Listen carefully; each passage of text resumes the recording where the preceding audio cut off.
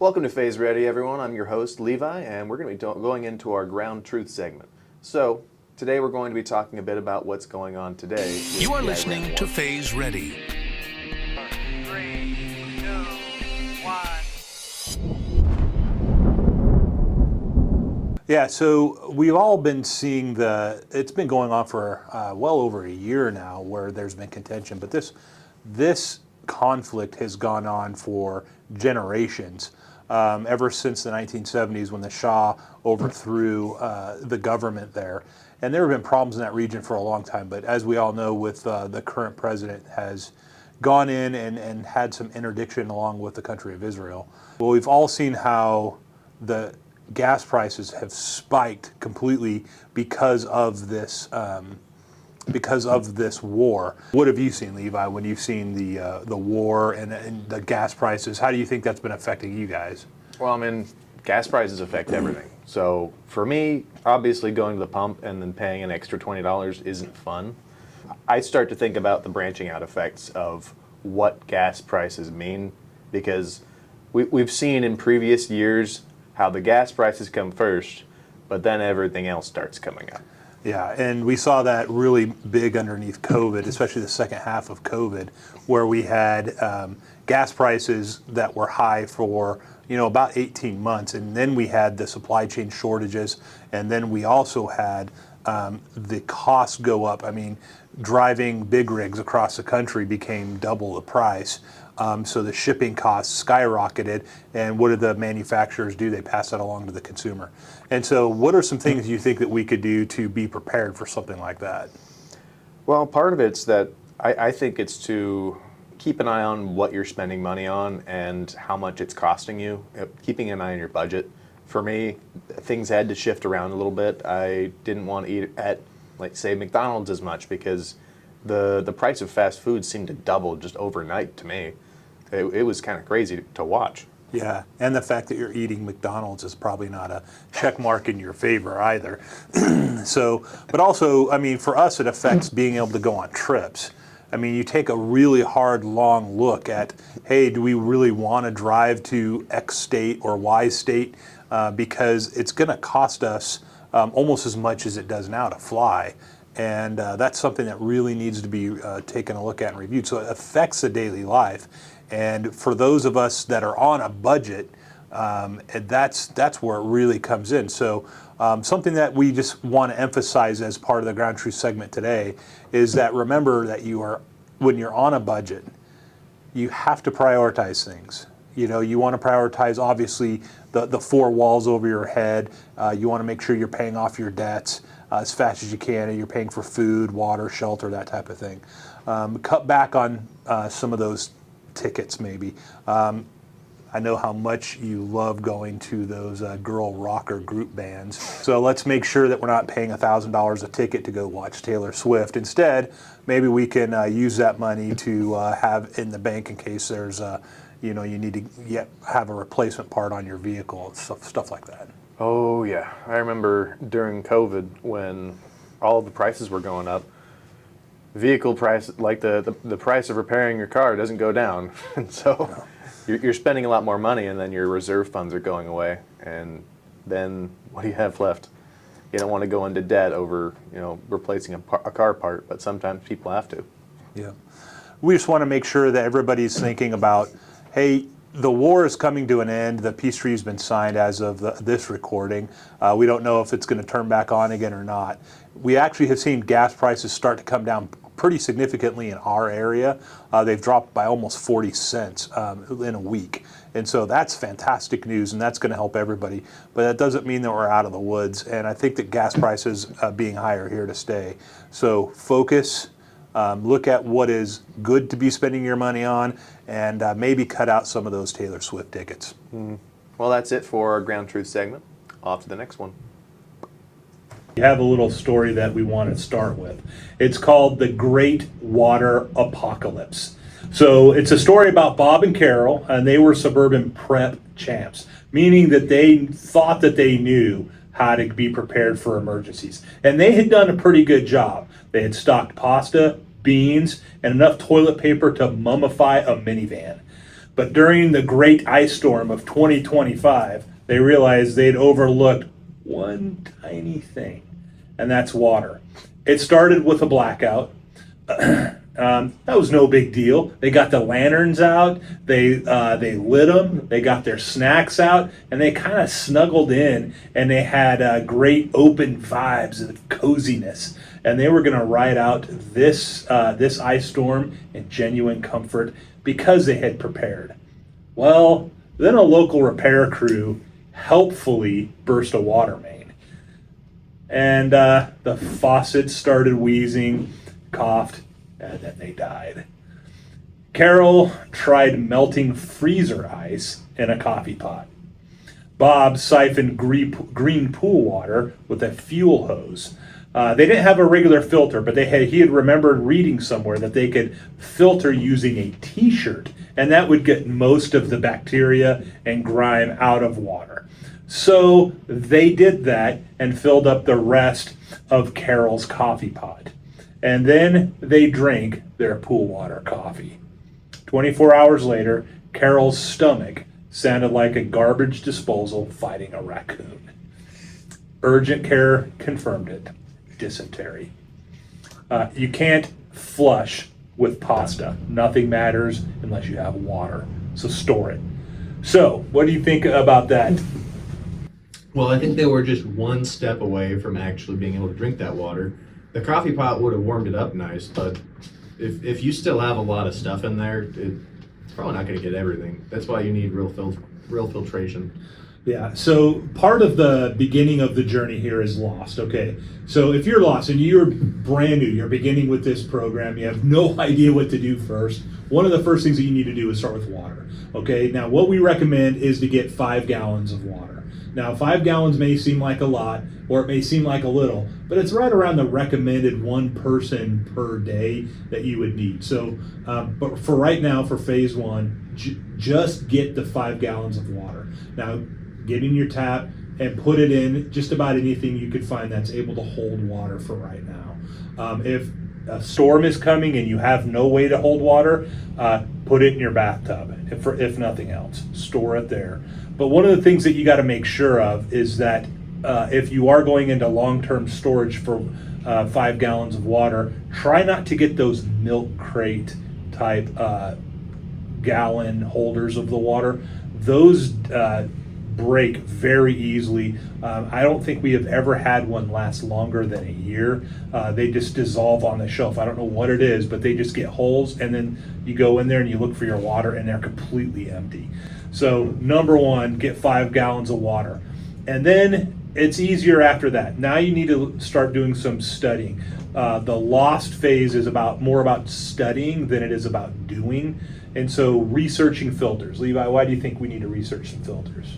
With the story, if you don't know what filters are for and you don't know what they do, then you're not going to benefit very much from them. And when it comes to water, and if you don't have any personally, filters are going to be your best friend. Yeah. A couple other ways is preservation of water, whether it's boiling or rotating your supply. Keep in mind that most water is only good for about a year in storage, and so we definitely need to rotate that water. But for lost, just know that if you have about 5 to 10 gallons stored somewhere in your pantry or under a bed, that you want to continuously rotate that.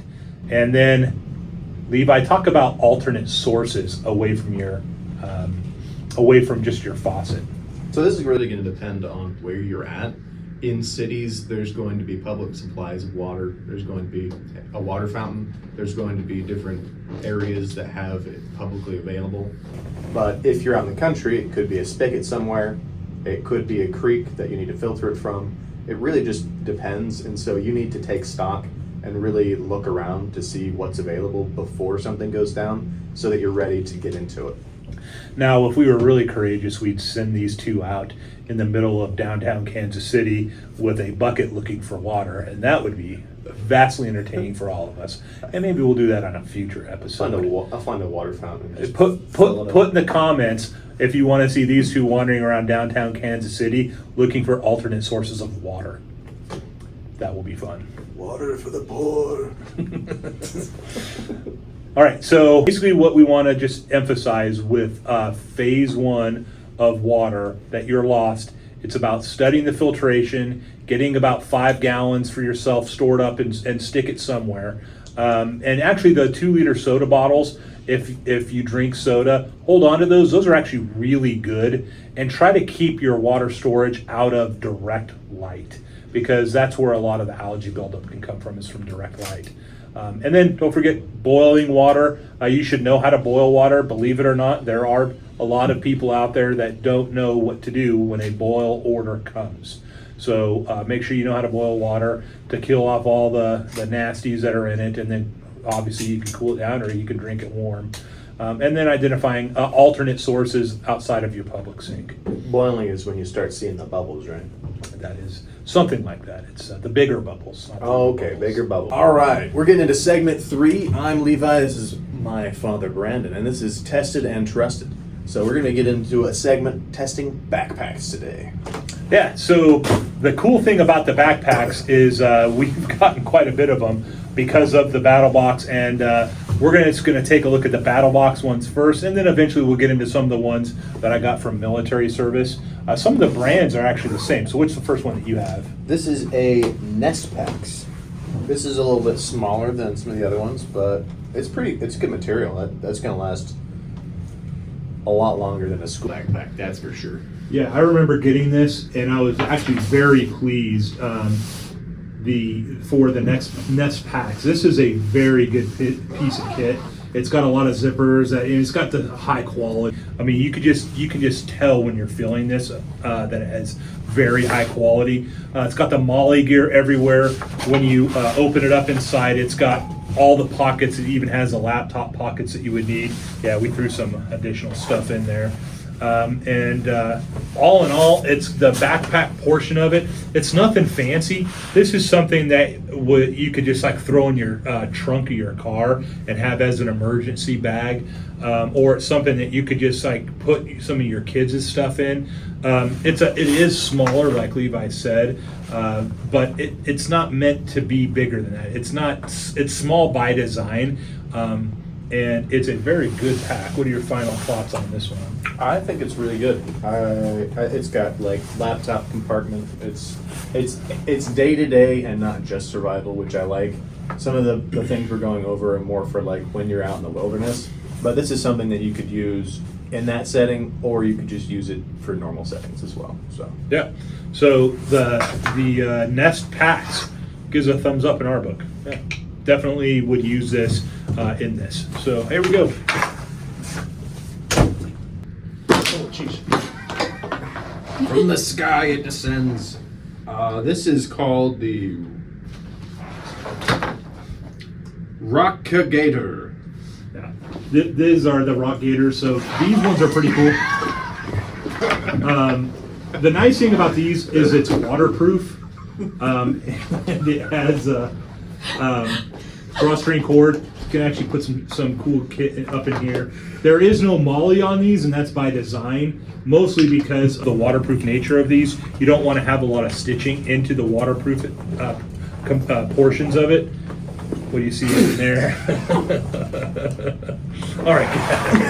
So it is a very roomy bag. It does, oddly enough, it does have a laptop compartment on the inside of this, and show them how to roll it up so you can store it. So you're just gonna roll it like this.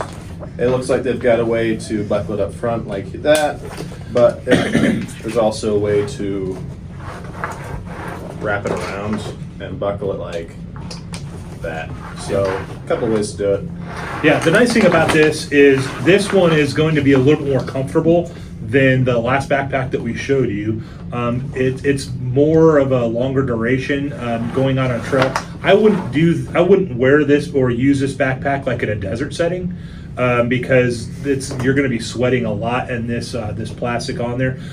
This is going to be more for like either your cold weather settings, or it's going to be for like if you're in a marshy environment, or if you're going to be on a river, like canoeing. Or if you know it's going to rain a lot. Or if you're in the Pacific Northwest and you just live with rain on the constant. So It has its place. This is very well put together. We were kicking this thing around earlier. We actually put Luke inside of it and carried him around a little bit. Actually, it was his wife that carried him around, Sam. She is much stronger than he is. In just about every way. So yeah, it's a good backpack. Yeah, I mean, It the only thing that's fills a weird need. for me is just the not zipping the top up, but that's just something to get used to. Yeah, and it does work. I have used these in the military, and we've been in interesting settings where we have gotten wet, and nothing inside these ever gets wet. So these are, it does work, the roll up. So all right, All right. This is more like a duffel almost. yeah, this is DEF CON. This is a DEF CON backpack. I have used DEF CON backpacks before in the military.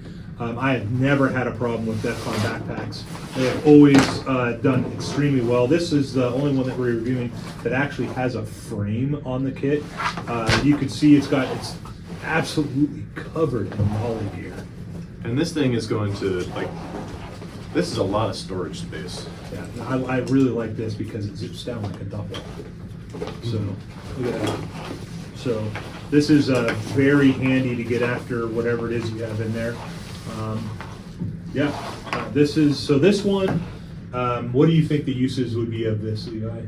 Well, obviously, this is going to store more. You could put heavier stuff in here, and you can go longer distance because of the frame. Did we die? Yeah, but just keep going and just use those. Okay. Yeah, but I mean, I'm no backpack expert, but I think being able to access it from the top as well, it makes it so that your organization can stay a lot more neat. You're not rummaging through trying to get things, and then with the amount of, what you said, Molly is what it's called. You could put whatever the heck you want on this thing. You can kit it from Kingdom Come. Yeah, and I really like that it has this nice durable canvas. It's not as thick as some of the other backpacks that we've looked at, but I think that the strength of this is going to be just fine. And I don't foresee any problems with this. Like I said, I have used their backpacks before, and they have always done me well in whatever setting in the military I've had to use them. It's got both straps on it, so it's going to be adjustable for your convenience on that. Yep. Really good. All right. Now, if I were spending my money on the things that we just talked about, what do you think? If you had, we didn't post the prices if you were to buy any of these, but let's say that you had $100 to buy a backpack of the 4 that we looked at. Which one do you think that you would go with? Well, I'd go with the one with what was it called? The Black Ops. Yeah, Black Ops one. The one with all the Molly on it. Yeah. That one looked comfortable. It looked light enough to where I'd want to carry it around, and it had the straps and the bar in it. Yeah, and I think that if, I would bring the same one if I was just going on a day trip. If I was going on a river raft one, depends on how much I thought I was going to get wet. Yeah, because if you get too wet, the canvas can get a little bit heavier. I Yeah, think. the Rocket Gator one would probably be pretty good for that, or the canvas one. Depends if you want to flex on your friends with that aesthetic or not. Yeah, it depends. Nice little leather and stuff. But that's it for us. Tested and. Te- What was it? I keep forgetting the names. Just Just say it back. That's it for our segment. Segment 3. We'll see you later. nobody. We're about to begin segment 4, the ready mindset. But for this segment, we are sending out Luke and Levi to drink some pond water. Let's see what they're up to. Today we're in the wilderness of our backyard pond. This thing hasn't been kept up at all. May as well use this knife to cut around it.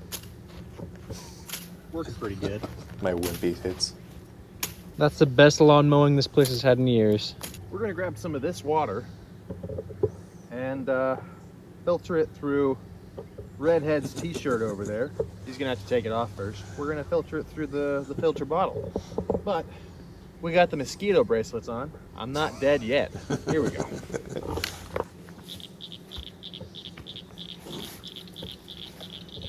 Let's see if he. Oh, I hope he falls in. There you go. Cool. Take your shirt off. This is our water. Here we go. Okay, all the girls are at this. bashful. That doesn't look safe to drink. Would you drink that? Yeah. So we're going to use it to filter this water into the GeoPress. Fill this with the semi-filtered water. Got a filter on here, and then you just press it, and it goes into the water bottle. And then we'll drink it and see if it actually is drinkable, or we'll let you know if we get parasites. Probably like that. Yep. This is what it looks like when two idiots. That's why we filtered out the first do all round. this stuff. And it looks like a lot of just extra big stuff. Oh, there's Some an ant, I think. Yeah, I mean that's protein, but Yeah, we like protein here. You want to eat it? okay. See how this works. Never done this before. But principle's simple. Press. This requires a surprising amount of strength. Wow. Oh, I can hear water going in. Looks safe, I think. And we drink it. All right, bottoms up. Oh my gosh. Levi, honestly, how did it taste?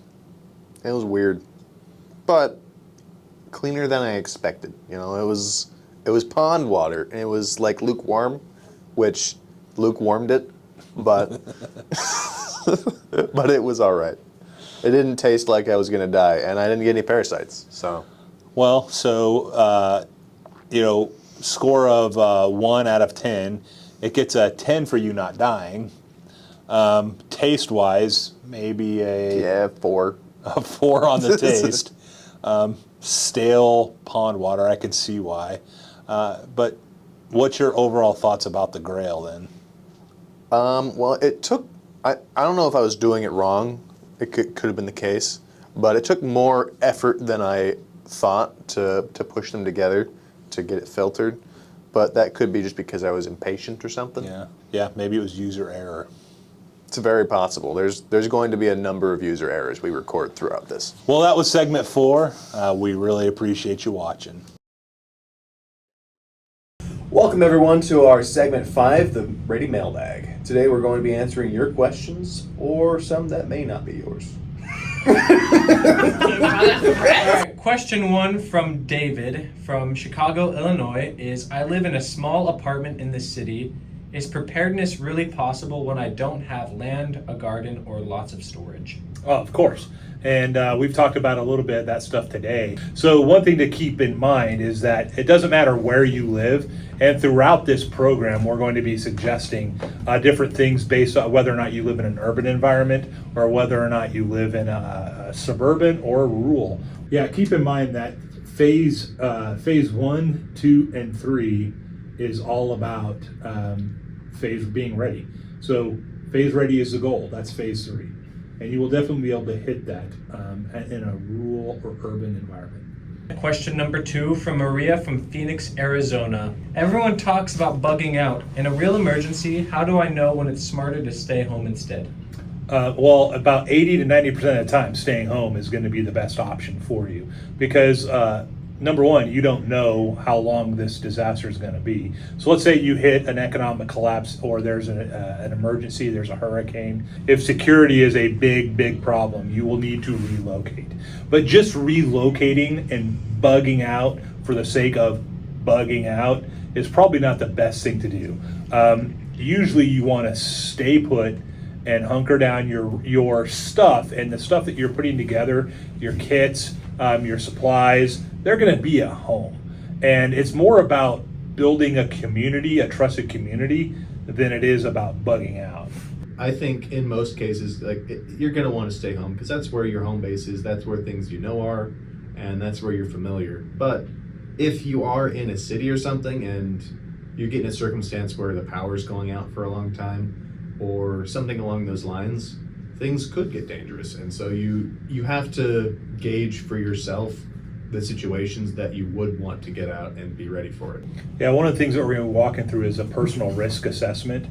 And that is going to be you taking an honest look at your environment where you live, the neighbors that you have, what type of a neighborhood that you live in. Do you live in a high crime area? Do you live in an area that is rural? Do you live in an area that's suburban and you have neighborhood barbecues every other weekend as a community? It all just depends on where you live and what you're able to do. Yeah. All right. Third and final question. We have Robert from Louisville, Kentucky. If I could only store 5 foods for long-term emergencies, what would make your list and why? Well, a lot of it has to do with what your food preferences are and allergies.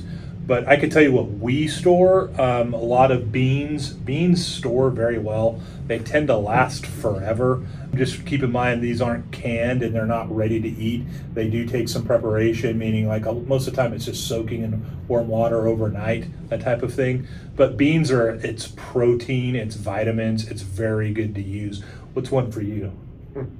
Well, if you have a bit of sweet tooth, you might pick honey. Honey lasts from Egyptian time till now, so Unless someone with, like Winnie the Pooh takes it. Honey, beans, wheat if you're not gluten intolerant, and maybe even if you have just a mild gluten intolerance, wheat is something that's very good to store because it just lasts forever. That would be very high on my list. As well as there's the freeze dried. They have these ready-made meals that are freeze dried that will last 30, 40 years. I know there's a lot of ramen varieties. A lot of ramen. In fact, I don't know if we would want ramen to last 30 or 40 years, but yeah, there's a lot of good soups out there. There's a lot of like the Chili Max that all you got to do is add water. So that's 4. What about a 5th one? I mean, you may as well just go with something classic like granola or something. Just something that you can eat readily. So like with wheat, you're gonna have to have some preparation. With beans, you gotta at least soak it. But you could just have some granola bars and just eat them. Yeah, granola bars. They're not going to last the 30 years like the other things. So as long as you keep that supply rotated, that's going to be some good storage, especially if you have kids, and they're going to want something to keep themselves happy. All right. Well, that's going to be it for our ready mailbag, and that's it for today. So we'll see you later.